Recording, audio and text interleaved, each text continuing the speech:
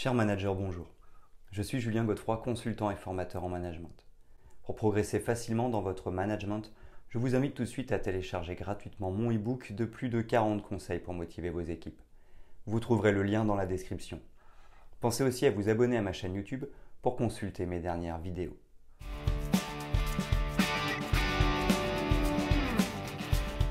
Dans le monde professionnel, les termes leader et manager sont souvent utilisés de manière interchangeable. Cependant, ils incarnent des rôles distincts et cruciaux au sein d'une organisation. Comprendre les différences entre leader et manager est essentiel pour le succès dans les environnements de travail modernes. Un manager est chargé de superviser et de coordonner les activités quotidiennes. Il fixe des objectifs, gère les ressources et garantit que les tâches sont exécutées efficacement. C'est le gestionnaire qui planifie, organise et contrôle. D'un autre côté, un leader inspire, motive et guide son équipe vers une vision commune. Les leaders sont des communicants habiles, des modèles de comportement et des catalyseurs du changement. Ils créent une culture d'innovation et de développement. Comprendre ces distinctions est essentiel pour développer des compétences de gestion et de leadership solides. Ceux qui maîtrisent à la fois l'art de la gestion et de la direction sont souvent les plus efficaces dans leur rôle. Nous allons explorer en détail les différences entre leader et manager. Nous mettrons en lumière l'importance de chaque rôle dans la réussite organisationnelle.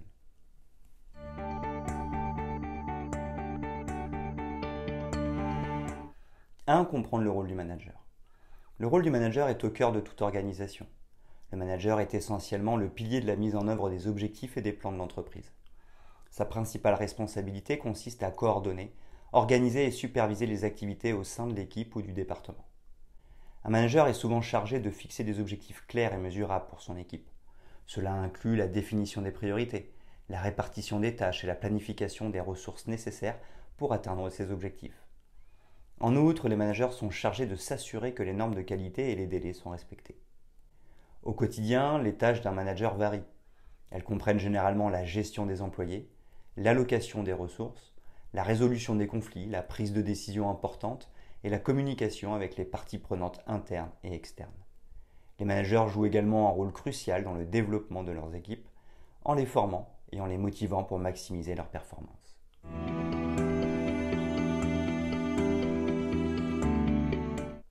2. Comprendre le rôle du leader. Le rôle du leader est tout aussi fondamental que celui du manager. Cependant, il diffère par sa nature et ses objectifs. Un leader est avant tout un visionnaire, chargé d'inspirer, de motiver et de guider son équipe vers la réalisation d'objectifs communs. La définition du rôle du leader repose sur sa capacité à influencer positivement les autres. Les leaders sont des communicants habiles qui partagent une vision claire et convaincante. Leur responsabilité principale est de créer un environnement où les collaborateurs sont encouragés à innover, à prendre des initiatives et à exceller. Les objectifs d'un leader vont au-delà de la gestion des opérations quotidiennes. Ils cherchent à inspirer la confiance, à cultiver une culture d'apprentissage continu et à favoriser le développement personnel et professionnel de leurs collaborateurs. Les comportements d'un leader incluent l'écoute active, l'empathie, la prise de décision audacieuse, la gestion des conflits de manière constructive et l'exemple par le comportement. Ils sont des modèles de valeur et d'intégrité pour leurs équipes.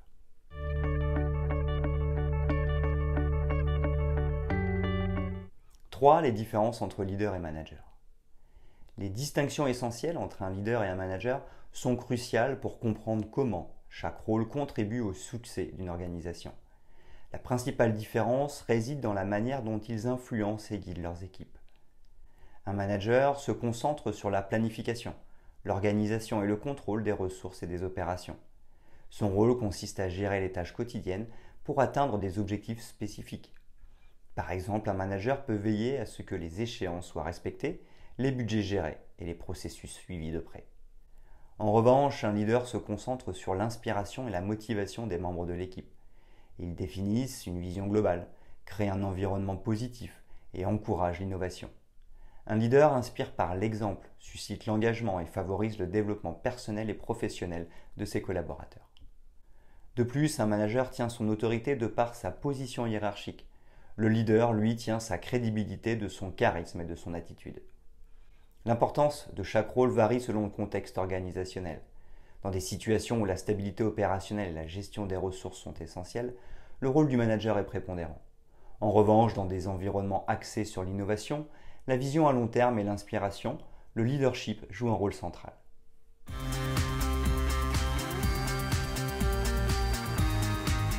Quatre, comment équilibrer les rôles de leader et de manager?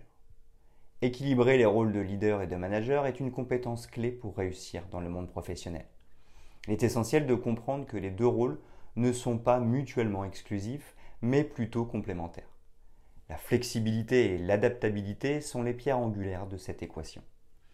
Tout d'abord, la flexibilité signifie être capable de passer de la gestion des tâches quotidiennes en tant que manager à l'inspiration et à la motivation en tant que leader en fonction des besoins de la situation.